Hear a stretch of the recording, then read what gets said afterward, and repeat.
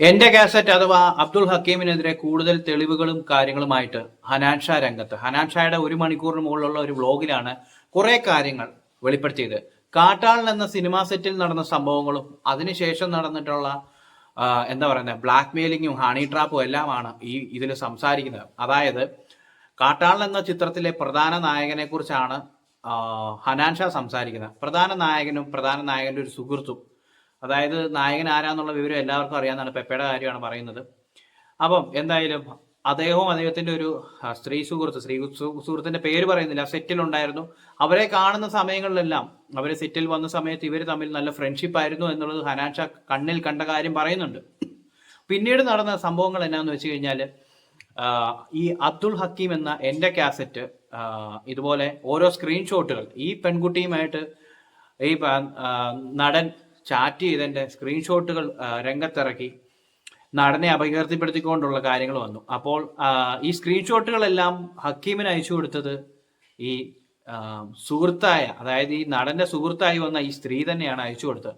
ഒരു ഹണി ട്രാപ്പാണ് നമ്മൾ ഇവിടെ കാണുന്നത്. അതായത് അവർ തമ്മിലുള്ള പ്രൈവറ്റ് ചാറ്റുകളെല്ലാം വെളിയിലേക്ക് വിടുകയും ഹക്കീമിന് അയച്ചു കൊടുക്കുകയും അതിനുശേഷം നടന്നിട്ടുള്ള ഒരു 50 ലക്ഷം രൂപയുടെ ബാർഗൈനിങ്ങുമാണ് ഇവിടെ കഥയിൽ വരുന്നത്.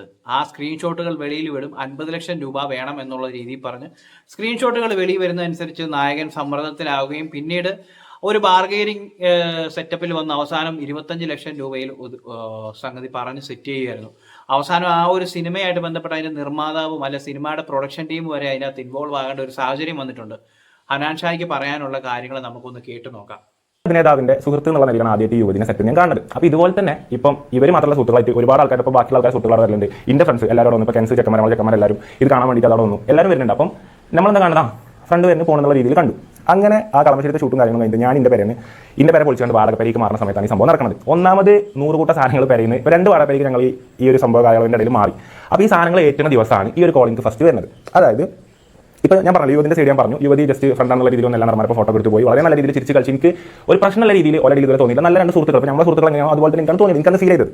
അപ്പോൾ അങ്ങനെ ഞാൻ സെറ്റിലില്ലാത്ത സമയം, അതായത് സെറ്റിൽ എല്ലാ ആക്ടേഴ്സും കാര്യങ്ങളും ബാക്കിയുള്ള സീനുകൾ ഷൂട്ട് ചെയ്തുകൊണ്ടിരിക്കുകയാണ്. ഞാൻ ഇവിടെ നാട്ടിൽ, കാരണം എനിക്ക് എല്ലാ സമയം പോകേണ്ട ആവശ്യമില്ല. സിനിമയിൽ ഉടനീളമുള്ള നായകനല്ല, ഞാൻ ചെറിയൊരു ഭാഗത്ത് വന്ന് പോകുന്ന സീനാണ്. ഇതാണ് ഞാൻ സിനിമയുടെ മുമ്പും എൻ്റെ ഓഡിയൻസിനോട് ഞാൻ വ്യക്തമായിട്ട് പറയുന്ന കാര്യം. ഞാൻ വളരെ കുറച്ചുള്ളൂ, എനിക്ക് ഇതിൽ ഡയലോഗുകൾ കാര്യങ്ങളില്ല. പക്ഷേ ഈ സിനിമയിൽ നമ്മൾ ഷെരീഫ് ഖാൻ എന്നുള്ള വ്യക്തി വിളിച്ചതിൻ്റെ ഒരു ഭാഗമായിട്ടാണ് ഞാൻ ഇപ്പോൾ ഉണ്ടായിക്കോട്ടെ. എനിക്ക് നോ പറയാൻ വയ്യ, ഷെരീഫ് ഖാൻ എന്നുള്ള ഒരാളോട് എനിക്ക് ഒരിക്കലും നോ പറയാൻ കഴിയില്ല. അങ്ങനത്തെ ഇതിലാണ് ഞാൻ പോണത്. അപ്പോൾ ഇങ്ങനെ ഞാൻ വാടകപ്പേരിക്ക് സാധനം മാറ്റുന്ന ദിവസം ഗുഡ്സിന് സാധനങ്ങൾ ഇറക്കിയിട്ട് ഞാൻ കുറച്ച് മുമ്പ് ഒരു കോണി സാധനങ്ങളൊക്കെ ഞങ്ങൾ ഒരു ജീപ്പിൽ കൊണ്ടുപോയിട്ട് പള്ളിക്ക് എന്താ സ്ഥലത്ത് എനിക്ക് മനസ്സിലാവില്ല. കാരണം എന്താ വെച്ചാൽ ഇത് തന്നെയാണ് മെയിൻ റീസൺ. ഞാൻ ഒന്നാമത് സെറ്റിലില്ല, ഈ കാര്യങ്ങൾ ഫോൺ കോൾസ് വരുമ്പോൾ എനിക്ക് റെക്കോർഡ് ചെയ്യാൻ പറ്റില്ല. ഞാൻ ഇതിന്റെ വീഡിയോ ഒരല്പം വേഗത്തിലാണ് സംസാരിക്കുന്നത്. അപ്പോൾ ഇതിനകത്ത് കാര്യങ്ങൾ പറയുന്നത് സെറ്റിൽ വെച്ച് അദ്ദേഹം കണ്ട കാര്യങ്ങളും ഇതിന്റെ ഇടയിൽ ഈ പണ ഇടപാടിൽ മീഡിയേറ്ററായി നിൽക്കേണ്ട ഒരു സാഹചര്യം എന്താണെന്നാണ് ഹനാൻ ഷാ പറയുന്നത്. അതായത് അബ്ദുൾ ഹക്കീം അഥവാ എന്റെ കാസറ്റ് എന്ന് പറയുന്നത്, ഈ എന്റെ കാസറ്റിനെ അറിയാത്തവർക്കായിട്ട്, അതായത് സോഷ്യൽ മീഡിയയിൽ ഓരോ വ്യക്തികളെ അല്ലെങ്കിൽ സ്ഥാപനങ്ങളെ അവരുടെ എന്തെങ്കിലും കുറ്റങ്ങൾ കണ്ടുപിടിച്ച് വീഡിയോ ഇടുകയും പിന്നീട് ഇദ്ദേഹം ചെയ്തിരുന്ന പരിപാടി കൂടുതൽ തെളിവുകൾ ഇടുമെന്ന് പറഞ്ഞ് മറ്റ് വ്യക്തികളെയോ അല്ലെങ്കിൽ ഈ പറയുന്ന സ്ഥാപനങ്ങളെയോ ഭീഷണിപ്പെടുത്തി പണം തട്ടുകയും ചെയ്യുക എന്നതാണ് ഹക്കീമിന്റെ ഒരു പ്രധാന പരിപാടി. ഇദ്ദേഹത്തെക്കുറിച്ച് പറയാനാണ്, ഇദ്ദേഹത്തിനെതിരെ നേരത്തെ ഒരു കേസ് വന്നിട്ടുണ്ടായിരുന്നു. ഒരു സ്ത്രീ വിഷയത്തിൽ ഒരു ഭീഷണിപ്പെടുത്തലും കുറച്ച് കാര്യങ്ങളും ഒക്കെ ആയിട്ട് ബന്ധപ്പെട്ട് ഇദ്ദേഹത്തിന്റെ സുഹൃത്തും വർഷങ്ങൾക്കെന്ന് വെച്ചാൽ അധികം വർഷങ്ങളായില്ല, പിന്നെ പോലീസ് പിടിയിലായതാണ്.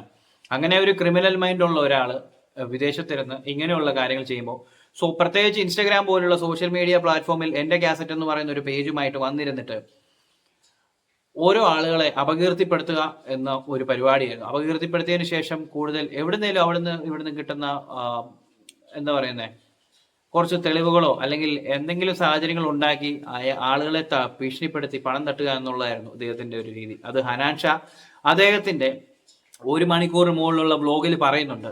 ഇവിടെ നമ്മൾ അതിന്റെ പ്രസക്ത ഭാഗങ്ങൾ കുറച്ച് മാത്രമേ വെക്കുന്നുള്ളൂ, ഒരുപാട് കാര്യങ്ങൾ പറഞ്ഞു പോകുന്നുണ്ട്.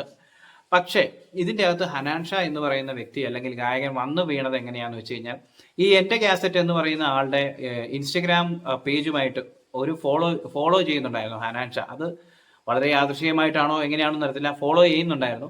അപ്പോൾ ഇങ്ങനെയുള്ള ഈ സ്ക്രീൻഷോട്ടുകൾ, ഈ നായകനെതിരെ വന്ന വാട്സാപ്പ് ചാറ്റുകളുടെ സ്ക്രീൻഷോട്ടുകൾ വന്നപ്പോൾ നായകൻ സമ്മർദ്ദത്തിലായി അദ്ദേഹത്തിന്റെ മാനേജർമാരും എന്താ ചെയ്യേണ്ടതെന്ന് അറിയില്ല. ഈ കാസറ്റ്, എന്റെ കാസറ്റ് എന്ന് പറയുന്ന വ്യക്തിനെ കോൺടാക്ട് ചെയ്യാൻ നോക്കുന്നു, ഹക്കീമിനെ കോൺടാക്ട് ചെയ്യാൻ നോക്കിയിട്ട് ഒരു രക്ഷയില്ല. അവസാനം ഹനാൻ ഷാ എന്ന് പറയുന്ന നമ്മുടെ ഈ സിനിമയിൽ അഭിനയിക്കുകയും കൂടി ചെയ്ത ഹനാൻ ഷാ ഇതിൻ്റെ അകത്ത് ഹനാൻ ഷായോട് റിക്വസ്റ്റ് ചെയ്ത് ഇവര് എങ്ങനെയാലും അദ്ദേഹവുമായിട്ട് സംസാരിക്കുമെന്ന്.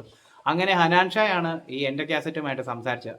ആ ഒരു സംസാരത്തിന്റെ ഭാഗമായിട്ടാണ് ഹനാൻ ഷാ ഇതിന്റെ നടുവിൽ പെട്ടുപോയത് എന്നാണ് പറയുന്നത്. ഹനാൻ ഷാ പറയുന്നു ഇതിന് പുള്ളി കൂടുതൽ സമയം, അതായത് ആ സിനിമയിൽ ഒരു കുറച്ച് രംഗങ്ങളിൽ ഹനാൻ ഷാ ഉണ്ട്, പക്ഷേ സിനിമയായിട്ട് ബന്ധപ്പെട്ട് ഫുൾ ടൈം സെറ്റിൽ ഇല്ലായിരുന്നത് കൊണ്ടും ആ ഒരു 30 ദിവസം സിനിമയ്ക്ക് വേണ്ടി കൊടുത്തായിരുന്നു. 30 ദിവസത്തിൽ അദ്ദേഹത്തിന്റെ ആവശ്യമുള്ള സീനുകളിൽ വന്ന് അഭിനയിച്ച് ബാക്കി സമയങ്ങളിൽ ക്യാരവാനിലും മറ്റുമായിട്ട് ചെലവഴിച്ചിരുന്ന സമയത്താണ് ഈ ഇതുമായിട്ട് ബന്ധപ്പെട്ട സംസാരങ്ങൾ നടന്നത്. ഈ സംസാരങ്ങളെല്ലാം ഹനാൻ ഷായുമായിട്ടാണ് എൻ്റെ കാസറ്റ് എന്ന് പറയുന്ന വ്യക്തി നടത്തിയത്. മറ്റു വേറെ ആളുകളുമായിട്ടൊന്നും സംസാരിച്ചിട്ടില്ല. ഹനാൻ ഷായോട് ഈ ഹക്കീം പറയുന്നു ഇത്ര രൂപ വേണമെന്ന്. ഹക്കീം ഇത് നമ്മുടെ നായകന്റെയും മാനേജറുടെ അടുത്ത് പറഞ്ഞു. നായകനും മാനേജറും പറയുന്നത് ഹനാൻ ഷായോട് പറയുന്നു. ഹനാൻ ഷാ ഇത്, അതായത് ഇതിന്റെ നടുക്ക് നിന്ന് അങ്ങോട്ടും ഇങ്ങോട്ടും സംസാരിക്കുന്നത് ഹനാൻ ഷാ. അവിടെയാണ് അദ്ദേഹത്തിന് പാളിപ്പോയത്. അദ്ദേഹത്തിന്റെ കാര്യങ്ങളെല്ലാം കൃത്യമായിട്ട് ന്യായീകരിച്ചുകൊണ്ടാണ് ഒരു വീഡിയോ ഇട്ടിരിക്കുന്നത്. എങ്കിലും അവിടെ ഒരു ക്വസ്റ്റ്യൻ മാർക്കുണ്ട്. കാരണം ഹനാൻ ഷാ എന്ന് പറയുന്ന വ്യക്തി ഇത്രയും അതായത് അദ്ദേഹം പോപ്പുലർ ആയിട്ടിരിക്കുന്ന ഒരു വ്യക്തിയാണ്. പോപ്പുലർ ആയിട്ടിരിക്കുന്ന ഒരു വ്യക്തി എന്നതിലുപരി ഇതിന്റെ ഇടയിൽ ഇത്രയും വലിയൊരു തുകയുടെ ഇടപാട് വരുമ്പോൾ ഇതിനെക്കുറിച്ച് തനിക്ക് നേരെ അമ്പ് വരും എന്ന് മനസ്സിലാക്കി എന്തെങ്കിലും തെളിവുകൾ എടുത്ത് വെക്കേണ്ടതായിരുന്നു. ഹനാൻ ഷാ പറയുന്നുണ്ട് അദ്ദേഹത്തിന്റെ കയ്യിൽ കോള് വിളിച്ചതിന്റെ കാര്യങ്ങളെല്ലാം ഉണ്ട്. റെക്കോർഡിംഗ് ഉണ്ടോ എന്നുള്ളത് വ്യക്തമായിട്ട് പറഞ്ഞില്ല. പക്ഷെ ഫോണിൽ കുറച്ച് തെളിവുകൾ ഉണ്ടെന്ന് പറയുന്നത്. അതായത് വിളിച്ചതിന്റെയും പറഞ്ഞതിന്റെ എല്ലാ രേഖകൾ സൈബർ സെല്ല് വഴി പോലീസുകാർ ചോദിച്ചാലോ സൈബർ സെല്ല് ചോദിച്ചാലോ നിയമപരമായിട്ട് ഏത് രീതിയിൽ സഹകരിക്കാമെന്ന് പറയുന്നുണ്ട്. കോൺഫിഡൻസോടുകൂടി പറയുന്നുണ്ട്. അപ്പോൾ എന്തായാലും ഈ സീനിൽ വന്നിരിക്കുന്നത് ഹനാൻ ഷായുടെ പേരാണ് കൂടുതലായിട്ടും വന്നത്. പല ആളുകളും അദ്ദേഹത്തെ ഹവാല ഇടപാടുകാരനെന്നും കള്ളപ്പണത്തിന്റെ സോഴ്സാണ്, അങ്ങനെ പല രീതിയിൽ അദ്ദേഹത്തെ അപകീർത്തിപ്പെടുത്തിക്കൊണ്ടുള്ള കാര്യങ്ങൾ വന്നതിനാലാണ് ഇപ്പൊ ലൈവിൽ വന്നതും ഈ കാര്യങ്ങളെല്ലാം പറഞ്ഞത്. അപ്പോൾ സംഭവം എന്നാന്ന് വെച്ച് കഴിഞ്ഞാൽ വീണ്ടും ഒരു ഈ സ്ത്രീ വിഷയത്തിന്റെ കാര്യത്തിനകത്തൊരു കാര്യമുണ്ട്. ഈ സ്ത്രീ ഇതുവരെ പോലീസിൽ ഒരു പീഡന പരാതിയായിട്ട് കൊടുത്തിട്ടില്ല. ഈ വാട്സപ്പ് ചാറ്റുകളിൽ ഒരു മോശമായിട്ട് രീതിയിൽ എന്തോ സംസാരിച്ചു എന്നുള്ള കംപ്ലൈന്റ് കൊടുത്തു എന്നാണ് പറയപ്പെടുന്നത്. ഒരു പീഡന പരാതിയായിട്ട് പോയിട്ടില്ലെന്നാണ് പറയുന്നത്. കേസോ കാര്യങ്ങളോ ഒന്നുമില്ല. പക്ഷെ ഇതിന്റെ ഇടയ്ക്ക് നിന്ന് കളിച്ച് പൈസ തട്ടിക്കാനാണ് ഈ അബ്ദുൾ ഹക്കീം എന്ന് പറയുന്ന വ്യക്തി ചെയ്തത്. എന്തായാലും കുറച്ച് വീഡിയോ കൂടെ നമുക്കൊന്ന് കാണാം. ഹനാൻ ഷായ്ക്ക് എന്താ പറയാനുള്ളതെന്ന് കുറച്ചുകൂടെ നമുക്കൊന്ന്. ഈ നടൻ അല്ലെങ്കിൽ ഈ ഒരു വ്യക്തി ഈ ഒരു സ്ത്രീ എങ്ങനെ കാക്കിക്കണമെന്നുണ്ടെങ്കിൽ ഇത് സ്വീകരിക്കേണ്ട രീതി എന്താണ്? നിയമപരമായിട്ട് നേരിടാണ്. അല്ലാതെ എനിക്ക് ഇത്രയും പൈസ തന്നാൽ 25 ലക്ഷം രൂപ തന്നു കഴിഞ്ഞാൽ അല്ലെങ്കിൽ ഇത്ര പൈസ നിന്ന് സെറ്റിൽ ചെയ്ത് കഴിഞ്ഞാൽ ഞാൻ ഈ കേസിൽ നിന്നും അപ്പോൾ തന്നെ ഇപ്പം കൃത്യം വ്യക്തമാണെന്നുള്ളത് എല്ലാവർക്കും മനസ്സിലായിട്ടുണ്ടാവും. എന്താണ് യുവതി എൻ്റെ കാസറ്റ് ഉദ്ദേശിച്ചതും ഇത് എന്തൊക്കെ നടന്നതുകൊണ്ടായിരിക്കും ഈ നടൻ ഈ സംഭവം ഒത്തുതീർപ്പാക്കാൻ വേണ്ടി 25 ലക്ഷം സ്പോട്ടിൽ, അതായത് അന്നേ ദിവസം തന്നെ കൊടുത്ത് ഒത്തുതീർപ്പാക്കി എന്നുള്ളതും ഇപ്പോൾ ഒരു ക്ലാരിറ്റി വന്നേക്കും. ഇനിയിപ്പോൾ എനിക്കെതിരെ വരുന്ന ആരോപണങ്ങളാണ് ഞാൻ ഹവാല ഏജന്റ്. ഞാൻ എൻ്റെ എല്ലാ വണ്ടികളാണെങ്കിലും എൻ്റെ ഫേംസ് ആണെങ്കിലും കൃത്യമായ ഡാറ്റയോട് കൂടി ഞാൻ EMI അടച്ചു പോകുന്ന ആളാണ്. എൻ്റെ എല്ലാ വണ്ടികൾക്കും, അതായത് എൻ്റെ അക്കൗണ്ട് ത്രൂ ആണ് എൻ്റെ ട്രാൻസാക്ഷൻസ് ഫുൾ നടക്കുന്നത്. GST അടച്ചു പോകുന്ന ആളാണ്, ITR ഫയൽ ചെയ്ത് പോകുന്നതാണ്. ഈ ഓരോ ഇവന്റിനും TDS കാര്യങ്ങൾ കൃത്യമായിട്ട് കൊണ്ടുപോകുന്ന മനുഷ്യനാണ്. അപ്പം ഈ യുവതി എന്നിട്ട് എന്ത് ചെയ്യാണ്? ഈ പൈസ ചോദിക്കുകയാണ്. പൈസ ചോദിച്ചിട്ട് പൈസ എന്നുള്ളൊരു കാര്യത്തിലേക്ക് വന്നപ്പോൾ തന്നെ ഞാൻ മാനേജറോട് പറഞ്ഞു. കാരണം ചെറിയ മെസ്സേജ് ഒക്കെ ഡിലീറ്റ് ആക്കാൻ മെസ്സേജ് ആക്കുന്നതൊക്കെ ഓക്കെയാണ്. പക്ഷേ പൈസ തന്നാൽ ഞങ്ങൾ സെറ്റിൽ ആവാൻ ഈ യുവതി ഹക്കീം പറഞ്ഞതോടെ, ഹക്കീമാണ് യുവതിയുടെ കാര്യം എന്നോട് പറഞ്ഞത്. ഹക്കീം പറയുന്നതോടെ എനിക്ക് മനസ്സിലായി സംഭവങ്ങൾ നമ്മൾ വിചാരിച്ച രീതിയിലല്ല ഉണ്ടാവാൻ പോകുന്നത്. ഇത് വലിയ ഗുരുതര പ്രശ്നങ്ങളാണ്. ഞാൻ ഇടയിൽ നിൽക്കുന്നത് ഒരു മണ്ടൻ കേസാണെന്നുള്ളത് എനിക്ക് മനസ്സിലായി. കാരണം ഒരിക്കലും പിന്നെ 5 വരെ എന്നെ ചീത്ത പറഞ്ഞ കാര്യം എന്ത് തേങ്ങക്കാണ് അതിൽ പോയി തല വെച്ചതെന്ന് ചോദിച്ചു. അപ്പോൾ ഞാൻ ഒരാളെ ബ്ലാക്ക്മെയിൽ ചെയ്ത് അല്ലെങ്കിൽ ഒരു ട്രാപ്പിൽ കുടിച്ചിട്ട് അവരുടെ പൈസ ഒരു വാങ്ങാണ്. അങ്ങനെ വാങ്ങുമ്പോൾ ഇടനിലക്കാരനായിട്ട് ഒരിക്കലും പ്രൊഡക്ഷൻ ഹൗസിന്റെ ഒരാളെ പിടിച്ച് നിർത്താൻ പറ്റില്ല. ഇയാളും നാളെ പ്രൊഡക്ഷൻ ഹൗസ് ഈ അതായത് ഇത് കുറച്ച് സ്പീഡിലാണ്, അതായത് പറഞ്ഞതെല്ലാം വളരെ സ്പീഡിലാണ് ഈ വീഡിയോയിൽ കാണിച്ചിരിക്കുന്നത്. ശ്രദ്ധാപൂർവ്വം കേട്ടാലേ മനസ്സിലാവുള്ളൂ. എന്നാലും ഞാൻ ഇതിൻ്റെ അകത്തുനിന്ന് ഒരു സാരാംശം എന്ന നിലയിൽ പറയുകയാണെങ്കിൽ നിലവിലത്തെ സാഹചര്യത്തിൽ കേസോ കാര്യങ്ങളോ ഒന്നും പോയിട്ടില്ല. പക്ഷെ ഒരു പണമിടപാട് നടന്നിട്ടുണ്ട്.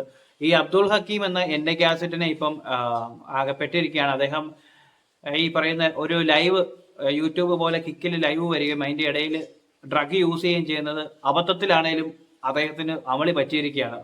അദ്ദേഹം ഡ്രഗ്സിനെതിരെയുള്ള പോരാട്ടമാണെന്ന് പറഞ്ഞ് കുറെ വീഡിയോസ് ഇടുകയും അവസാനം ഡ്രഗ് യൂസ് ചെയ്യുന്ന അദ്ദേഹത്തിന് തന്നെ സ്വന്തമായിട്ട് ചിത്രീകരിക്കേണ്ട ഒരു അവസ്ഥ വന്നു. അതായത് ഈ ചട്ടനെ പൊട്ടൻ ചതിച്ചാൽ എന്താ പറയുന്നേ, അല്ല പൊട്ടനെ ചട്ടൻ ചതിച്ചു കഴിഞ്ഞാൽ ചട്ടനെ ദൈവം ചതിക്കും എന്ന് പറയത്തില്ല എന്ന് പറയുന്ന പോലെ തിരിച്ചു വന്ന് കിട്ടിയ ഒരു കിട്ടലാണ്.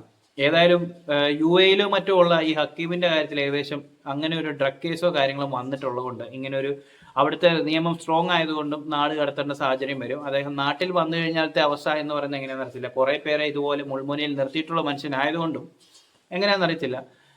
എന്തായാലും ഈ ഒരു കാര്യത്തിൽ ആ സിനിമയായിട്ട് ബന്ധപ്പെട്ട സിനിമയുടെ നിർമ്മാതാവായ ഷെരീഫിന്റെ പേര്, അതായത് ക്യൂബ്സ് എന്റർടൈൻമെന്റ് ഷെരീഫിന്റെ പേര് വരെ വലിച്ചഴയ്ക്കുന്ന ഒരു സാഹചര്യം ഉണ്ട്. അദ്ദേഹം നിരപരാധിയാണ് എന്നാണ് പറയപ്പെടുന്നത്. പിന്നെ മാത്രമല്ല ഈ സിനിമയുടെ, അതായത് പ്രസക്ത ഭാഗങ്ങൾ, ക്ലൈമാക്സ് ഉൾപ്പെടെയുള്ള ഭാഗങ്ങളിലെ ചില ചിത്രങ്ങൾ വരെ പുറത്തേക്ക് വിടും എന്നും പറഞ്ഞൊരു ഭീഷണി ഉണ്ടായിരുന്നതുകൊണ്ടാണ് ഈ സിനിമയുടെ പ്രൊഡക്ഷൻ ടീമിനും ഇതിൻ്റെ അകത്ത് ഇടപെടേണ്ടി വന്നത്. അത്രയ്ക്കും ഒരു വല്ലാത്ത രീതിയിലുള്ള ടോർച്ചറിങ് ആയിരുന്നു. ഈ പറയുന്ന എൻ്റെ കാസറ്റ് എന്ന് പറയുന്ന ഹക്കീം എന്നൊക്കെ പറയുന്ന അവരൊക്കെ വലിയ പ്രായം എന്ന് പറയുന്നത് വളരെ വലിയ പ്രായമുള്ളതായിട്ട് തോന്നുന്നില്ല. പക്ഷേ ആ ഒരു പ്രായത്തിൽ തന്നെ ഇത്രയും ഒരു വമ്പൻ തട്ടിപ്പൊക്കെ നടത്താനുള്ള മൈൻഡ് സെറ്റ് ഉണ്ടെന്ന് പറഞ്ഞു കഴിഞ്ഞാൽ എന്തായാലും ഇത് കേസായി കഴിഞ്ഞു കഴിഞ്ഞാൽ വലിയ പണിയാകുന്ന പരിപാടിയാണ്. സിനിമയിലെ നായകനും ഇതുമായിട്ട് ബന്ധപ്പെട്ട് ഇനി എന്തെങ്കിലും കേസോ കാര്യങ്ങളോ വന്നാൽ ആ ചോദ്യത്തിനൊക്കെ മറുപടി കൊടുക്കേണ്ട ഒരു സാഹചര്യമാണ്. എന്തായാലും എന്താണ് സംഭവിക്കുന്നതെന്ന് അറിയത്തില്ല. ഇനിയിപ്പം നായകന്റെ ഭാഗത്തുനിന്ന് ഒരു വാർത്താ സമ്മേളനം ഉണ്ടാകാനുള്ള സാധ്യതകളിലേക്കാണ് പോകുന്നത്. എന്തായാലും ഒമ്പൻ തട്ടിപ്പാണ് നടന്നത്. ഇങ്ങനെയൊക്കെ തട്ടിപ്പുകൾ നടക്കുന്നുണ്ട്. ഹണി ട്രാപ്പിലൊന്നും ചെന്ന് ആരും പെടാതിരിക്കുക, അതാണ് പറയുന്നത്.